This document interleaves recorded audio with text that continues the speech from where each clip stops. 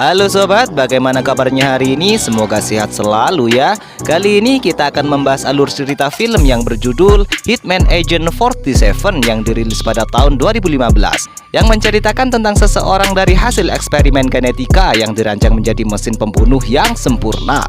Seseru apakah film ini? Langsung saja siapkan apa? Tentu saja siapkan posisi, kopai dan udbray kalian, dan welcome to Sobat Tudu.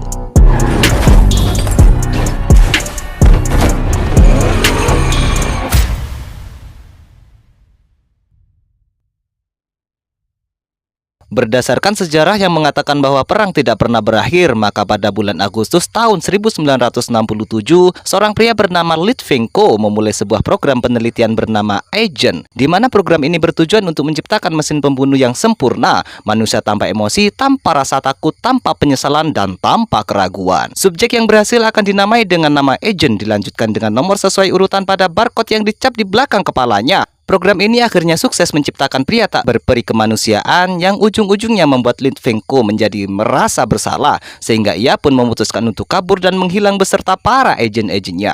Fearing that it would be exposed, the government shut down the program. Namun menyadari potensinya, banyak pihak-pihak yang mencoba memulai kembali program ini, tapi semuanya gagal total, yang alhasil pihak-pihak ini pun memfokuskan misi mereka untuk mencari keberadaan Litvinenko, yang salah satunya adalah seorang ilmuwan kejam bernama Del Riego, yang secara tak terduga berhasil menemukan petunjuk untuk mendapatkan Litvinenko melalui seorang gadis muda bernama Katia, yang tiada lain adalah putri kandung dari Litvinenko sendiri. Photograph which would become the key to finding Litvinenko. It would come down to one little girl. Dan kisah akan diawali dengan memperlihatkan markas Del Riego yang baru saja diretas, sehingga ia pun segera dibawa oleh penjaga menuju tempat persembunyian yang aman demi menghindari serangan yang akan datang.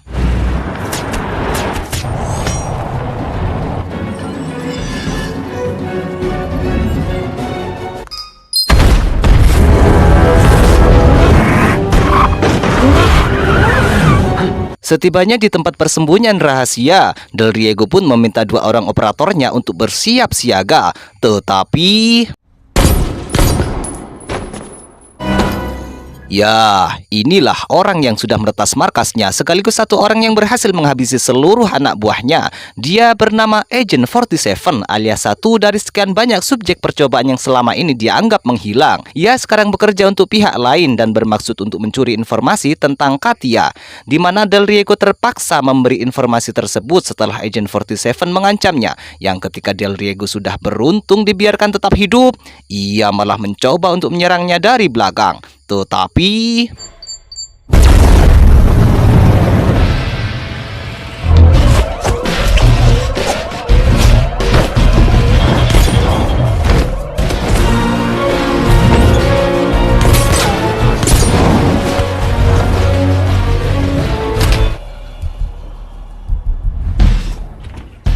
beralih ke Singapura, kita akan diperlihatkan dengan pihak lain, yaitu sebuah perusahaan bernama Sindikat Internasional yang dipimpin oleh seorang pria bernama Thomas. Mendengar berita tentang Agent 47 yang sudah menghabisi Del Riego dan berhasil mencuri informasi tentang keberadaan Katia, Thomas pun memerintahkan anak buahnya untuk segera bergerak dan temukan Katia sebelum Agent 47 mendapatkannya terlebih dahulu.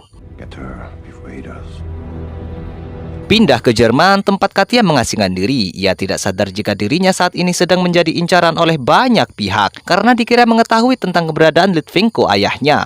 Padahal Katia sendiri justru sudah bertahun-tahun lamanya melakukan pencarian dan belum mendapatkan petunjuk apapun tentang keberadaan ayahnya. Saat di jalan menuju pulang itulah kita akan diperlihatkan dengan keistimewaan yang dimiliki oleh Katia ketika ia mampu mendengar dan melihat sesuatu dari jarak jauh, bahkan bisa menebak sesuatu yang akan terjadi dalam beberapa menit ke depan, persis seperti seorang cenayang. Bahkan Katia bisa mendengar pasutri yang sedang bertengkar dan memutuskan untuk membantu si wanita sebelum suaminya bertindak lebih kasar.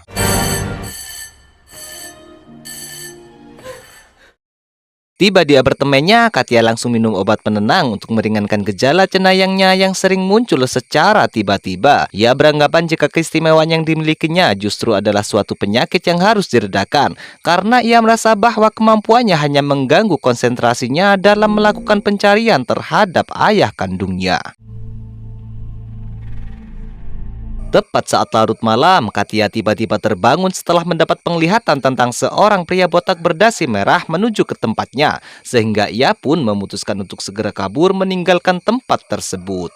Tepat saat Agent 47 tiba di sana, Katia sudah berada di stasiun. Yang tak berapa lama, Katia didatangi oleh seorang pria bernama John Smith yang mengaku datang untuk melindunginya, yang karena tak punya pilihan lain, Katia pun terpaksa menuruti perkataannya.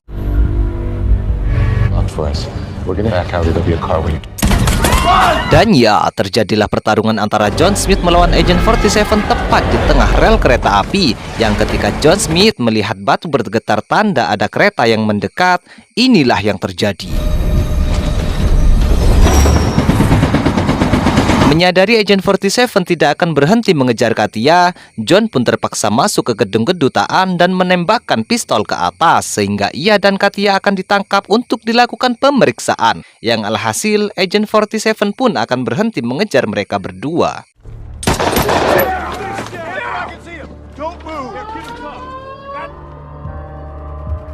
Dan jika John mengira cara ini bisa menghentikan Agent 47, maka Anda sudah salah besar, karena dengan terang-terangan Agent 47 memasuki gedung kedutaan membawa serta senjata api laras panjang tanpa ngumpet-ngumpet. Yang alhasil, inilah yang terjadi. Agent 47 pun dibawa ke ruangan interogasi dengan senjata laras panjangnya yang malahan sengaja diletakkan di atas meja tepat di depannya. Beliau bernama Mr. Sanders, penanggung jawab kedutaan, yang cukup penasaran dengan sosok Agent 47 yang tidak terdaftar dalam database dan sensus penduduk. Disitulah Agent 47 melihat tato nama kedua anak Mr. Sanders pada tangannya dan menjadikan itu sebagai kelemahan untuk memancing emosinya. Alih-alih mengurung Agent 47, justru Mr. Sanders lah yang dikurung bersama Agent 47, serta dengan cukup baik hati membawakan senjatanya, dan inilah yang terjadi.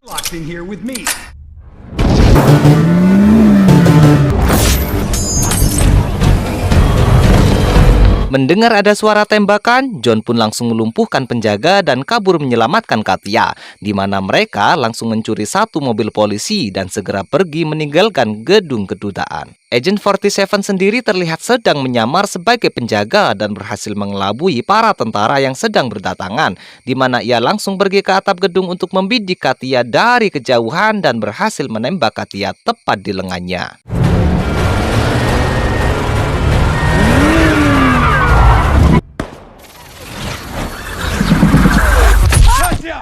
John dan Katia pun menginap di sebuah hotel. John menjelaskan jika dirinya bekerja untuk perusahaan bernama Sindikat Internasional.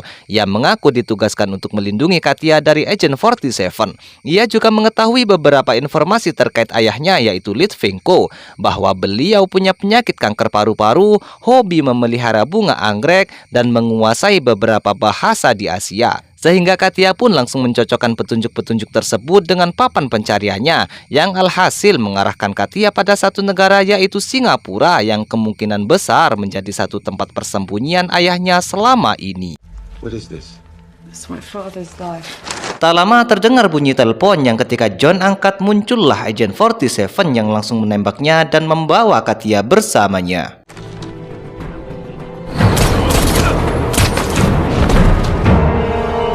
Disinilah Katia sekarang terikat di atas kursi kayu, di mana Agent 47 menjelaskan bahwa John adalah orang jahat yang hanya ingin memanfaatkan Katia untuk menemukan Litvinko, ayahnya. Justru Agent 47 lah yang ingin melindunginya. Perihal tembakan yang melukai lengan Katia itu adalah pelacak yang membuat Agent 47 bisa mengetahui lokasinya. Karena Katia masih tidak percaya, Agent 47 pun menjabat tangan Katia dan memintanya untuk menggunakan kemampuan psikis yang ia miliki, yang akhirnya membuat Katia bisa mengetahui fakta sebenarnya bahwa ia dan Agent 47 adalah bagian dari program yang sama. Do you remember the day you ran away? We were part of the same program. Tak punya banyak waktu untuk menjelaskan lebih banyak, Agent 47 pun meminta Katia untuk mempertajam kemampuannya yang diklaim lebih unggul daripada Agent 47 sendiri, di mana Katia harus melepaskan diri dari ikatan sebelum turbin pesawat mengoyak-ngoyak tubuhnya.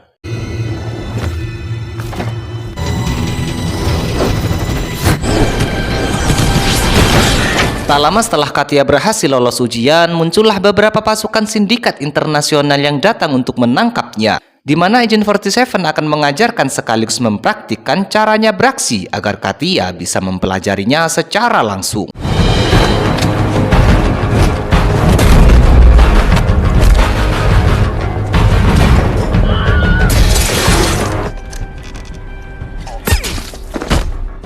Dan alangkah terkejutnya Katia saat melihat John masih hidup, di mana Agent 47 yang sudah selesai dengan kerucu-kerucu pun langsung menantangnya melakukan pertarungan tangan kosong, dan inilah yang terjadi.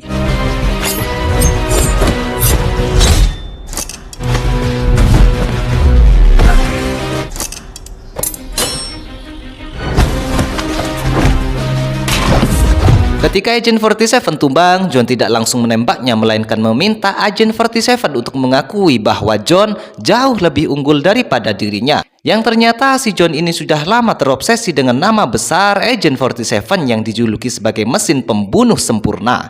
Sehingga ia ingin mendapatkan pengakuan langsung bahwa dirinya jauh lebih hebat dan jauh lebih unggul, yang hal itu justru malah memberikan kesempatan pada Katia untuk menembaknya.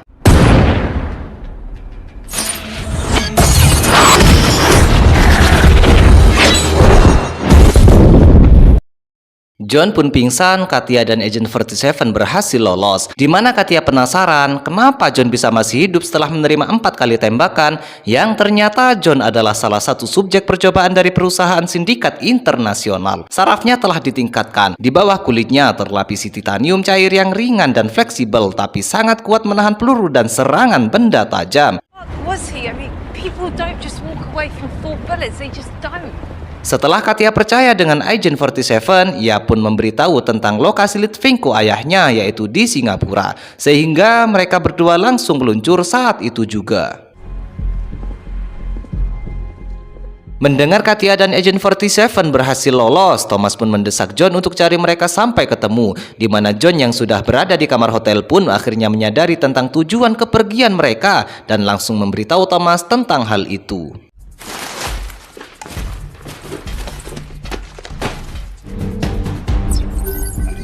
Yes. Litvinko's in Singapore. They're on their way. Singkat cerita, Katia dan Agent 47 sudah berada di bandara Singapura, yang karena sindikat internasional menguasai seluruh akses informasi termasuk kamera CCTV, mereka berdua pun harus berkamuflase untuk menghindari kamera-kamera tersebut. Give me your bag. Right now, it means avoid those cameras. Karena Katia masih amatir, wajahnya pun tertangkap kamera saat sedang masuk mobil, di mana mereka berdua terlihat sudah berada di hotel dan akan istirahat 1 malam untuk memulihkan stamina. Dikarenakan Agent 47 bukan orang biasa, ia pun tidur dengan posisi duduk dan meletakkan 2 pistol di sampingnya untuk berjaga-jaga, di mana Katia yang kesulitan tidur pun iseng mengambil kedua pistolnya untuk dibongkar, sehingga ketika beberapa anak buah Thomas datang ke sana, Agent 47 sempat keteteran akibat kehilangan 2 buah pistolnya.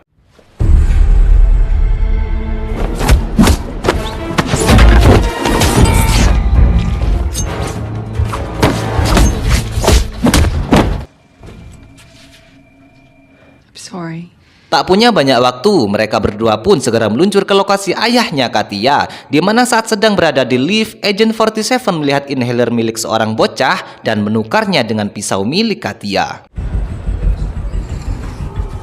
Dengan kemampuan psikis Katia yang sudah lebih tajam, tak butuh waktu lama bagi mereka berdua untuk menemukan lokasi Litvinko, yang untuk pertama kalinya setelah bertahun-tahun tidak bertemu, Katia akhirnya bisa bertemu dengan sang ayah untuk menanyakan langsung kenapa ia meninggalkannya sendirian. Litvinko pun menjelaskan alasan kenapa ia meninggalkan Katia adalah untuk membuatnya terhindar dari kejaran banyak pihak. Karena faktanya, apa yang mereka cari-cari selama ini ada di dalam tubuh Katia, yaitu formula urutan DNA untuk menciptakan subjek percobaan yang jauh lebih sempurna, di mana saat mereka tengah asik ngobrol, muncullah 2 anak buah Thomas yang menyamar menjadi warga sipil. Lalu, apa yang terjadi? Move!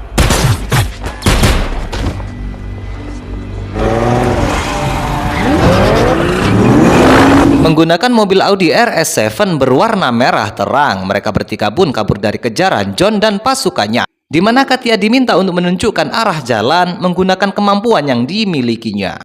1 and 2 stay on, and 3 and 4 cut him off.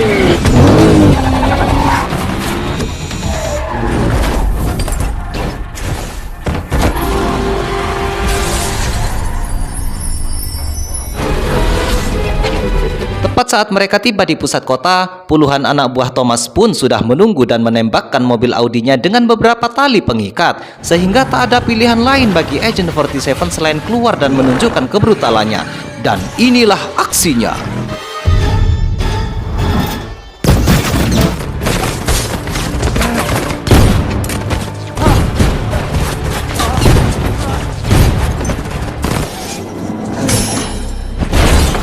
Saat akan kabur, kaki Litvinko pun tertembak, sehingga dengan sangat terpaksa, Agent 47 harus meninggalkannya. Namun, ia sempat memberikan inhaler yang dicurinya dari si bocah, di mana inhaler tersebut merupakan kunci yang akan menentukan nasib si Thomas di akhir cerita nanti. We need to go back.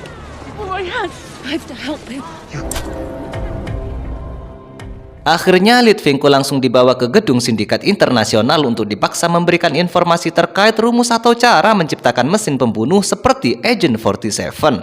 Yang karena Litvinko terlalu keras kepala, Thomas pun harus turun tangan langsung sebelum John bertindak terlalu jauh. Tak lama, muncullah sebuah helikopter berisi Katia yang sudah berada tepat di luar lantai mereka, di mana Agent 47 berhasil masuk ke dalam sistem gedung dan berbicara melalui speaker. Ia mengungkap fakta bahwa apa yang Thomas cari selama ini ada di dalam tubuh Katia, ada di dalam DNA-nya. Kecepatan intelijensi, kemampuan psikis, dan berbagai hal yang diperlukan untuk menciptakan mesin pembunuh sempurna ada di dalam tubuh Katia, sehingga apabila Thomas benar-benar menginginkannya, maka Agent 47 akan memberikannya.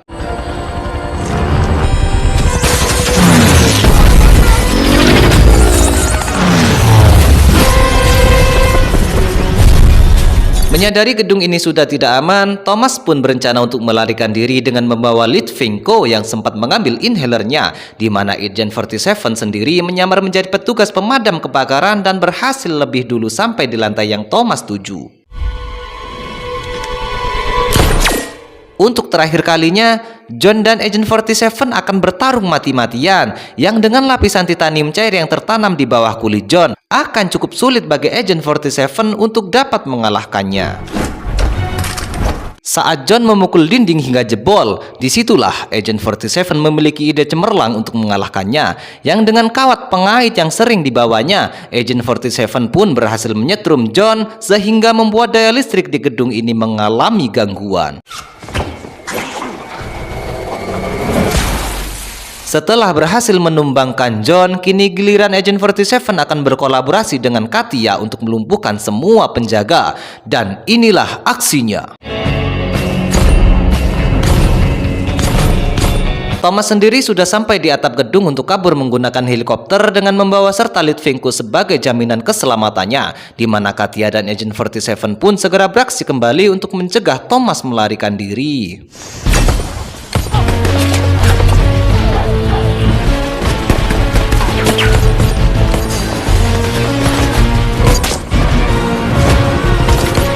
Dan ya, mereka berdua terlambat menyelamatkan Litvinko, di mana akhirnya kita akan diperlihatkan kegunaan dari inhaler pemberian Agent 47, yang ternyata bukanlah inhaler sembarangan, melainkan sebuah alat peledak kecil yang siap diaktifkan, sehingga satu-satunya cara untuk mencegah Thomas memulai kembali program pengembangan Agent adalah dengan Litvinko menekan inhalernya, dan inilah yang terjadi. Agent 47 langsung menelpon kliennya untuk melaporkan bahwa Thomas yang menjadi targetnya selama ini sudah dilumpuhkan. Namun yang tidak kita sadari adalah Katia juga adalah target keduanya. Namun meski Agent 47 dikenal tak punya emosi dan tidak punya sifat manusia lagi, nyatanya hati nuraninya masih ada di dalam hatinya. Sehingga Agent 47 memilih untuk melawan kliennya setelah merasa bahwa Katia lebih pantas untuk dipertahankan. Tak punya pilihan lain, si klien pun menyuruh agen yang lain untuk menghabisi Agent 47 dan Katia, di mana mereka berdua akan benar-benar dibuat terkejut saat mengetahui jika agen yang dikirim adalah Agent 48, yang wajah dan perawakannya mirip sekali dengan Agent 47 karena mereka memang adalah kloningannya yang ternyata jumlahnya masih banyak lagi yang seperti si Agent 47 ini. Diana says hello. Film pun selesai. Sebenarnya sayang sekali film seseru ini belum ada lanjutan part 2-nya. Terlebih lagi saya pribadi penasaran siapa sosok klien ini. Semoga kelanjutannya cepat dirilis ya. Sekian dulu ya sobat. Kami mewakili semua tim Sobat Udut mohon maaf apabila ada kesalahan. Selamat beristirahat dan kami ucapkan terima kasih.